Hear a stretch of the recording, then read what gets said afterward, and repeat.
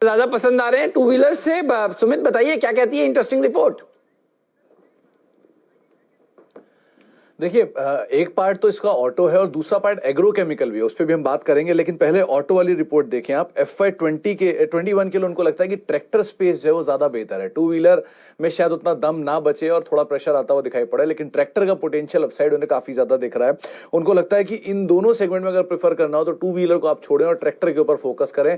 Number से भी recently ये रिफ्लेक्ट किया। पहले जो तारीख को नंबर है उसमें दोनों में ही एस्कॉर्ट्स और महिंद्रा दोनों में 30% के आसपास की ग्रोथ आते हुए दिखाई पड़ी। और ये एक्सपोर्ट इंसेंटिव जो एक इंपैक्ट है, ये टेम्परेरी हेडविंड है और थोड़ा समय तक इसका एक इंपैक्ट आएगा। कल ये दीपाली बता भी नहीं थी कि बजाज ऑटो मेजरली एक्सपोर्ट करता है, करीब 40% के आसपास एक्सपोर्ट उनका करते हैं। टीवीएस दूसरा, हीरो मोटोकॉर्प तीसरा, तो इन पर भी इंपैक्ट आता हुआ दिखाई पड़ेगा। लेकिन हाँ, ट्रैक्टर स्पेस जो है वो ज्यादा बेहतर है। रही बात एक और पार्ट की, वो है एग्रोकेमिकल वाला। ये रिपोर्ट काफी इंटरेस्टिंग है। इसमें भी उन्होंने बात साफ की है, इस पर और चर्चा भी करेंगे, लेकिन इसमें ये बात साफ कर दी है कि ट्रैक्टर स्पेस अगर आप एग्रोकेमिकल में भी जाना चाहते हैं तो ऑटो साइड में महिंद्रा और एस्कॉर्ट्स ये दोनों प्रेफर्ड पिक के तौर पे देख सकते हैं। सही कह रहे हैं आप कि एग्रोकेमिकल स्पेस जो है वो बहुत ही वेल पॉइज्ड है और जिस तरह के मॉनसून के नंबर देखने को मिले, ये पूरा सेक्टर बस करेगा नियर टर्म में और इनके नंबर्स भी काफी साउंड आते हुए दिखाई पड़ेंगे। ट्रैक्टर में महिंद्रा एस्कॉर्ट सबसे बेहतरीन सिचुएशन में है, आप उन दोनों को देख सकते हैं। टिलर स्पेस में जो कंपनीज हैं उन्हें वो मान रहे हैं कि अच्छे नंबर्स आगे आने वाले समय में दे सकती हैं। लेकिन अगर एग्रोकेमिकल में ही पर्टिकुलरली रहना है तो यूपीएल पहली प्रिफर्ड पिक है। इसके अलावा पीआई इंडस्ट्रीज, रैलिस का एक अच्छी तेजी में भी था।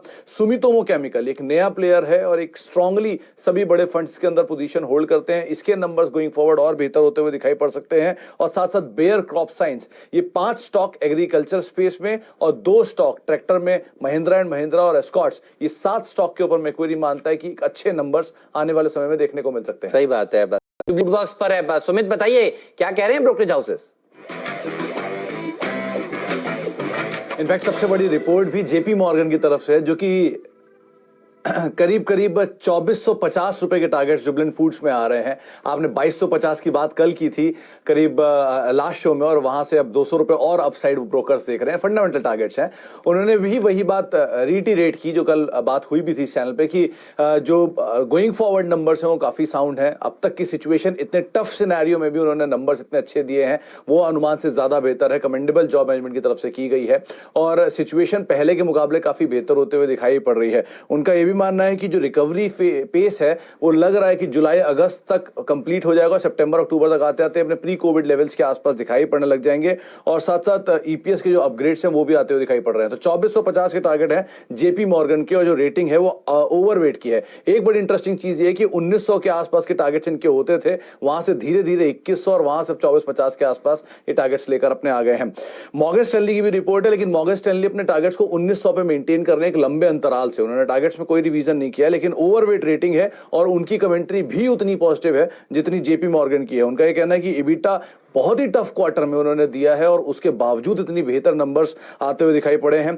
85% सेल जो है वो अगस्त में रिकवर हो चुकी है, जो कि 70% थी जुलाई में। अनुमान है अक्टूबर तक आते आते फेस्टिव सीजन में 100% के आसपास पहुंच जाएगी और साथ साथ डिलीवरी और टेक अवे की सेल्स जो है उसमें एक रोबस्ट जंप आया है, तो वो गोइंग फॉरवर्ड और शायद सुधरते हुए दिखाई पड़े। तो कमेंट्री दोनों ही ब्रोकर्स की काफी साउंड है और टारगेट्स एक तरफ से रिवीजन है 2450 का, दूसरे के टारगेट्स इंटैक्ट है, लेकिन रेटिंग दोनों की ओवरवेट है। बुक वैल्यू की रिपोर्ट आने के बाद देखिए, उन्होंने अपने कैलकुलेशन में थोड़ा चेंज किया है। कैपिटल रिजर्व का जो पार्ट है उसको नहीं इंक्लूड किया, इस वजह से शायद जो बुक वैल्यू है उसमें फेरबदल हुआ है। 89 की बुक वैल्यू, लेकिन दोनों ही ब्रोकरेज हाउसेस अभी भी तेजी में ही हैं। 133 के टारगेट्स आ रहे हैं सीएलएसए की तरफ से और सिटी भी 150 रुपए के टारगेट्स ही के साथ इंटैक्ट हैं और दोनों की रेटिंग भी बाय साइड पे है। पहले सीएलएसए की बात करते हैं, उनकी आउट परफॉर्म रेटिंग है और उनका मानना है कि 133 के आसपास रहेगी।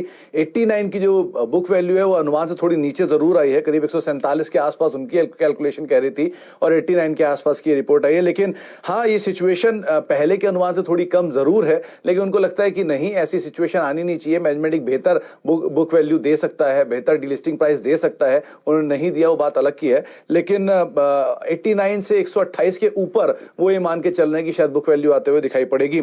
सिटी का जो वर्डिक्ट है वो भी ऑलमोस्ट सेम है। उन्होंने कहा कि बुक वैल्यू डीलिस्टिंग के भाव, जो डीलिस्टिंग का भाव है वो अनुमान से थोड़ा सा फेरबदल होकर आता हुआ जरूर दिखाई पड़ रहा है, लेकिन 125 के ऊपर उनके हिसाब से भी बुक वैल्यू जो डीलिस्टिंग भाव है वो आता हुआ दिखाई पड़ सकता है। तो दोनों का जो वर्डिक्ट है वो पॉजिटिव साइड पे ही है, बहुत ज्यादा इंपैक्ट आया नहीं है।